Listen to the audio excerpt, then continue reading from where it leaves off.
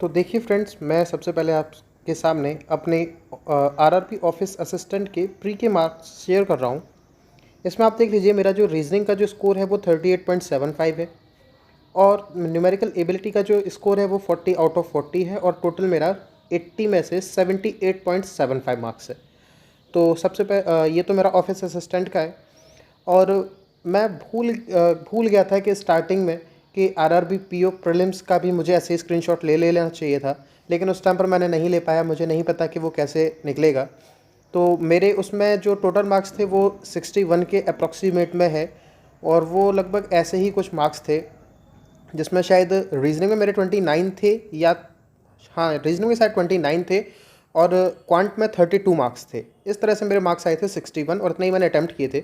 तो ज़्यादा से ज़्यादा जो आपका मैटर करता है वो आपकी एक्यूरेसी आपकी मैटर करती है। अब चलिए मैं आपके साथ शेयर कर लेता हूँ आपके मेरे जो ऑफिस असिस्टेंट के मेंस के मार्क्स हैं और पीओ के जो मेंस के मार्क्स हैं वो मैं आपसे शेयर करता हूँ। ये देखिए फ्रेंड्स, ये मेरा ऑफिस असिस्टेंट मेंस का स्कोर कार्ड है। यहाँ पर आप देख लीजिए, जो मेरा न्यूमेरिकल एबिलिटी का जो स्कोर है वो 32 है आउट ऑफ 40। ये मेंस के मार्क्स हैं। और रीजनिंग में मेरा 32.75 है, ये भी मेरे मेंस के मार्क्स हैं आउट ऑफ 40। और हिंदी में आप देख लीजिए 24.75 है, ऐसे ही करके कुछ मार्क्स हैं। ये सारे मार्क्स आप देख लीजिए। कंप्यूटर में 21.25 है, लेकिन यहाँ पर हम लोग जो बात कर रहे हैं वो रीजनिंग और न्यूमेरिकल एबिलिटी की बात कर रहे हैं, तो यहाँ 32 और 32.75 मार्क्स हैं। अब देखिए पीओ के मार्क्स मैं आपसे शेयर करता हूँ।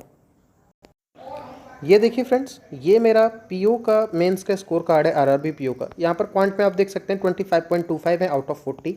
और सेक्शनल कट ऑफ से आप अंदाज़ा लगा सकते हैं कि क्या लेवल रहा था एग्ज़ाम का। 2.25 सेक्शनल कट ऑफ है। और ये देखिए, ये रीजनिंग का है। यहाँ मेरा 18.75 है, मैंने 20 अटैम्प्ट किया था, तो एक कहीं गलत हुआ होगा, तो 18.75 है। और यहाँ पर आप मेंस के अंदर दोनों को आप इक्वल टाइम नहीं दे सकते, क्योंकि जो सेक्शन आपका सबसे ज़्यादा मजबूत आपने बनाया होगा आप उसी पर फोकस करके चल सकते हैं। तो यहाँ पर मैंने क्वांट पर ज़्यादा ध्यान दिया था। ओवरऑल आप जो टारगेट बनाइए मेंस के लिए वो दोनों मैथ और रीजनिंग का मिला के 50 क्वेश्चंस करने का टारगेट बनाइए, तो आप इजीली मेंस को क्वालिफाई कर जाएंगे। तो चलिए हम लोग अपने मेन वीडियो पर शुरू कर लेते हैं, जो कि आपकी स्ट्रेटजी वीडियो रहने वाली है। चलिए शुरू करते हैं इस वीडियो को। हेलो फ्रेंड्स, मैं पीयूष यादव आपका बहुत बहुत स्वागत करता हूं आपकी अपनी family bankers study Hindi special में। तो जैसा कि आपको पता ही है कि मैं आरआरबी पीओ और ऑफिस असिस्टेंट दोनों में सिलेक्टेड हूँ। तो बहुत दिनों से क्वेरीज आ रही थी कि सर रीजनिंग के लिए और क्वांट के लिए थोड़ा सा बता दीजिए। तो मैं वीडियो के आखिर में अपने मार्क्स आपसे शेयर कर दूंगा कि मेरे आरआरबी पीओ में मार्क्स कितने आए हैं मैथ में और रीजनिंग में, और जो आरआरबी ऑफिस असिस्टेंट में मेरे मार्क्स कितने आए हैं वो मैं आपको शेयर कर दूंगा। चलिए मैं वीडियो की स्टार्टिंग में ही आपसे शेयर कर दूंगा। अब देखिए, सबसे पहली बात क्या है कि लोगों के अंदर ना डर होता है क्वांट को लेके और रीजनिंग को लेके, और उसमें भी सबसे ज़्यादा डर रहता है मेंस को लेके। तो डर इस बात से रहता है कि आपने उसकी तैयारी अच्छे से की नहीं होती, आप रूल बेस्ड होकर पढ़ रहे होते हैं, तो नॉर्मली आपको ऐसा ही लगता है कि ये बहुत ज़्यादा चीज़ें टफ जा रही हैं। तो अगर मैं आपको सजेस्ट करूँ, आप मेरे मार्क्स वगैरह सारे कुछ देख चुके हैं, तो अगर मैं आपको सजेस्ट करूँगा तो ये आपके लिए सबसे बेस्ट टाइम है, क्योंकि अभी किसी भी नोटिफिकेशन नहीं आपके पास नहीं है, आपके ऊपर कोई भी प्रेशर नहीं है किसी का भी। अगर आप आरआरबी को टारगेट कर रहे हो या फिर आईबीपीएस को टारगेट कर रहे हो, क्योंकि एसबीआई के बारे में अभी नहीं कह सकते, क्योंकि उसका नोटिफिकेशन जल्द ही आउट हो सकता है। कितनी जल्दी हो जाएगा ये मान लीजिए जब हो जाए तब है। तो अगर आप नॉर्मली आरआरबी या आईबीपीएस को आप टारगेट कर रहे हो, तो ये जो टाइम है ना आपके पास की 4 से 5 महीने का, ये सबसे क्रूशियल टाइम है।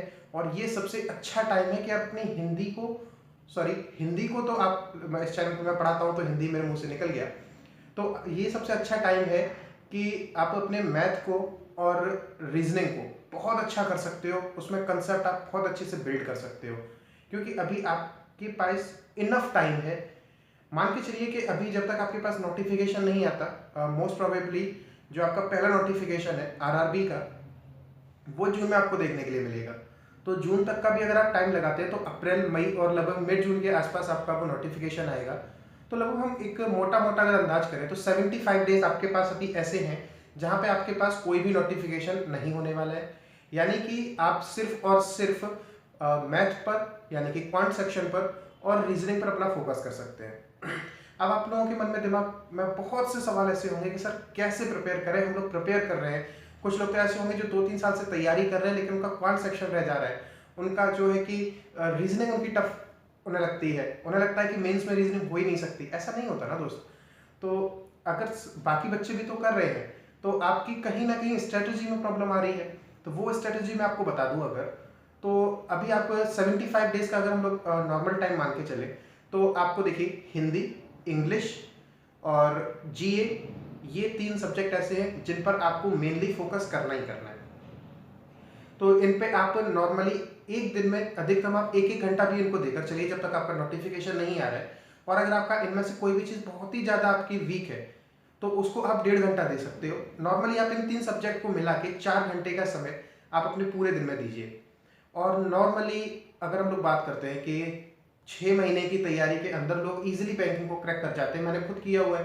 तो जो स्टडी का जो टाइम है वो आपको बढ़ाना पड़ेगा, कम से कम आपको 10 घंटे की स्टडी आपको रखनी पड़ेगी।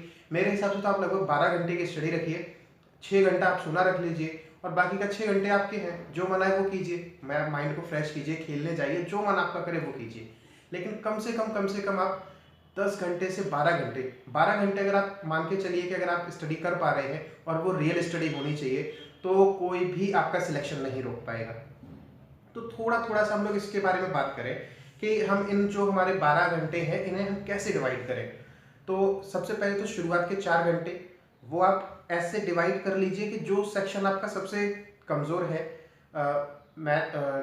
इंग्लिश में, हिंदी में और जीए में, हाँ कंप्यूटर भी आपका आ जाता है, तो कंप्यूटर को भी अगर आप मिला लीजिए। कंप्यूटर को आप 30 मिनट दीजिए पर डे, कोई दिक्कत नहीं है। और कंप्यूटर को जो लोग मुझे फॉलो कर रहे हैं मालूम है कि मैं 1200 क्वेश्चन की एक सीरीज चला रहा हूँ, 2 पार्ट उसके हो चुके हैं और लगभग 2 से 3 महीने में हम लोग वो 1200 क्वेश्चन कंप्लीट कर लेंगे, सारे आपके प्रीवियस ईयर में आए हुए हैं। तो कंप्यूटर को आप केवल एक दिन में अभी आधा घंटा भी देंगे तो भी चलेगा, 45 मिनट दे दीजिए, काफ़ी है। बाकी जो आपका इन बाकी बचे जो भी सब्जेक्ट है जो आपको ज़्यादा ऐसा लगता है कि उस पर आपको फोकस करने की ज़्यादा ज़रूरत है तो उसे आप 1.5 घंटा दे दीजिए। बाकी दोनों सब्जेक्टों को आप 1-1 घंटा दीजिए, इनफ हो जाएगा।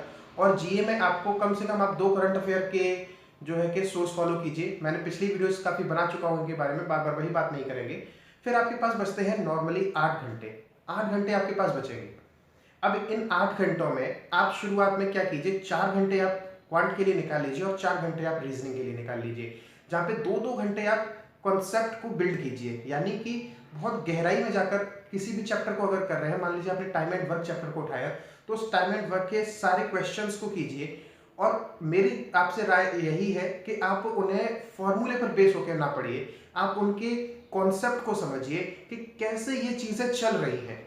क्योंकि अगर आपके सामने क्वेश्चन को एग्जामिनर ने घुमा के दिया तो अगर आपका कंसेप्ट अच्छा होगा ना तो आपको फॉर्मूले की कोई ज़रूरत ही नहीं है। तो जहां तक हो सके आप कंसेप्ट को बिल्ड कीजिए। और बहुत से लोगों को परेशानी होती है कि सर रीजनिंग में पजल समझ में नहीं आती है, कि पजल अटक जाती है। प्रीलिम्स लेवल की हम पजल कर लेते हैं लेकिन कभी कभी प्रीलिम्स में भी अटक जाते हैं, तो मेंस लेवल की तो सर पजल होने से रही।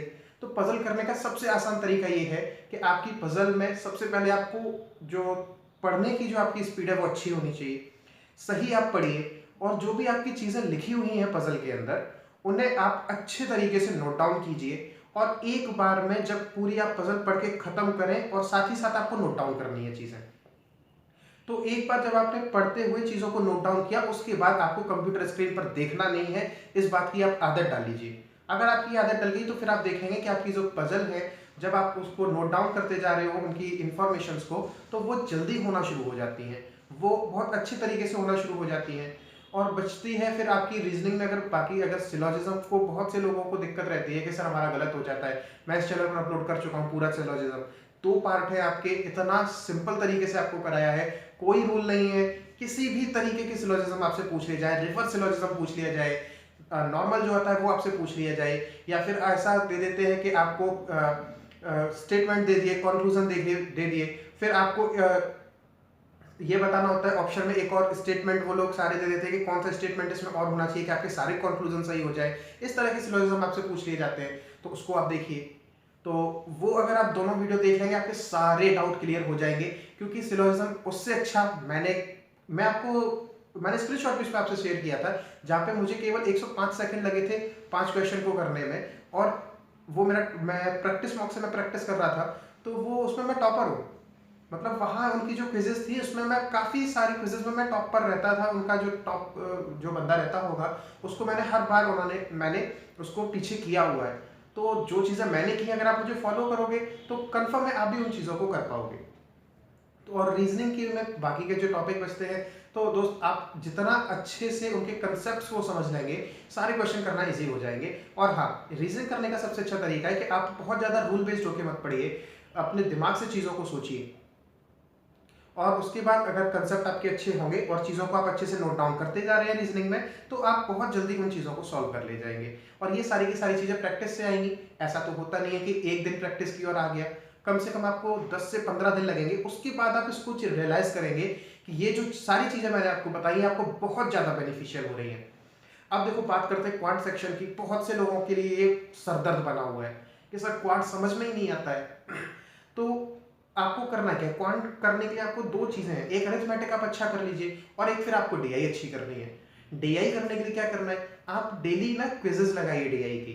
अब प्रैक्टिस मॉक है और स्मार्ट कीड़ा है, इसकी बहुत अच्छी अच्छी क्विजेस आती हैं, तो इसको आप फॉलो कर सकते हो। और इस चैनल पर मैं प्रैक्टिस सेशन डालता रहूंगा, उसे आप फॉलो कर सकते हो।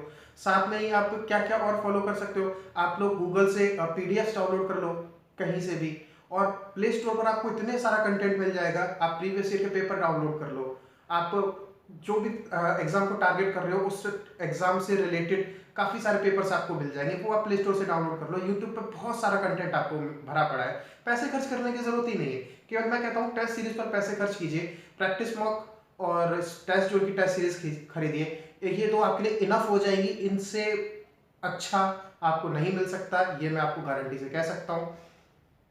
और फिर बात आती है अरिथमेटिक की। तो अरिथमेटिक में पहले से ही कह रहा हूँ कि आपको बस कंसेप्ट बिल्ड करना है। आप एक चैप्टर को 5 से 6 दिन में खत्म कीजिए, आपके पास 75 दिन है। और अरिथमेटिक के कितने चैप्टर्स हैं, वही 8 से 9 चैप्टर है, 10 चैप्टर है ज़्यादा से ज़्यादा। तो हर चैप्टर को अगर आप 5-5 6-6 दिनों में भी खत्म कर रहे हैं, तो आप सोच लीजिए आप कितना आसानी से उन्हें खत्म कर लेंगे और कंसेप्ट आपके बहुत अच्छे बिल्ड हो जाएंगे। और पर डे आप कम से कम 4-4 डे ही लगाइए।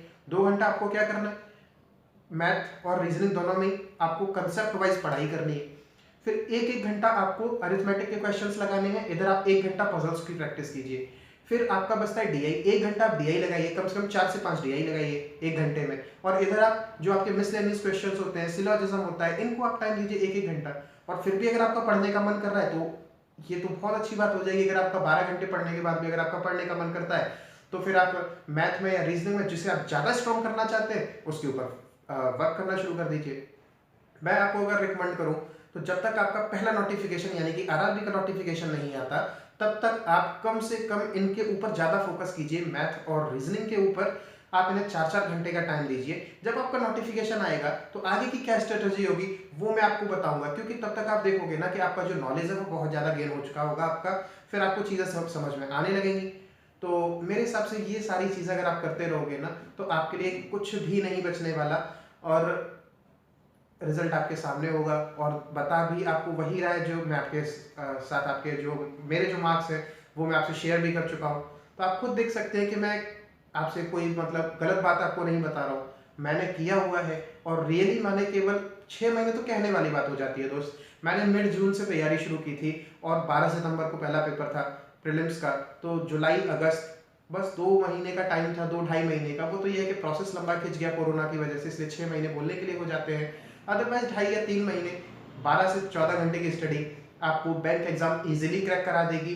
जो लोग उस पर भरोसा करके आगे बढ़ रहे हो, मेरे साथ बने रहना। मैं जो चीज़ मैंने की है मैं वही सारी चीज़ आपसे शेयर करता हूँ।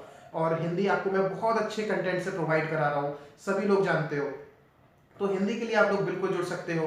कंप्यूटर जिसको करना है 1200 क्वेश्चन की सीरीज करा रहा हूँ, उसके लिए आप लोग जुड़ जाइए मेरे साथ। और चैनल को ज़्यादा से ज़्यादा आप लोग सब्सक्राइब कीजिए, वीडियो को शेयर कीजिए इस वाली को, जैसे जितने भी लोगों के ये डाउट है ना वो सारे के सारे क्लियर हो जाए। अगर अभी भी आपके कोई डाउट रह गए हैं तो मुझे कमेंट सेक्शन में जरूर बताइए, मैं सबका पर्सनली आपको रिप्लाई करता हूँ। आप लोगों की का केयर करना मुझे भी पसंद है, क्योंकि मेरा जो एम है वो यही है कि मैं हिंदी बैकग्राउंड वाले बच्चों को बैंकिंग में ज़्यादा से ज़्यादा सिलेक्ट होते हुए देखना चाहता हूँ। तो जो मेरा एम है उसके लिए आप लोग मुझे सक्सेस दिलवा दीजिए, आप लोग अपना सिलेक्शन लीजिए। जिस दिन आप लोगों का सिलेक्शन होगा आप लोग कमेंट में बताओगे, उस दिन मुझसे ज़्यादा खुशी शायद आप लोगों को भी नहीं होगी, ये मैं आपसे दावे से कह सकता हूँ।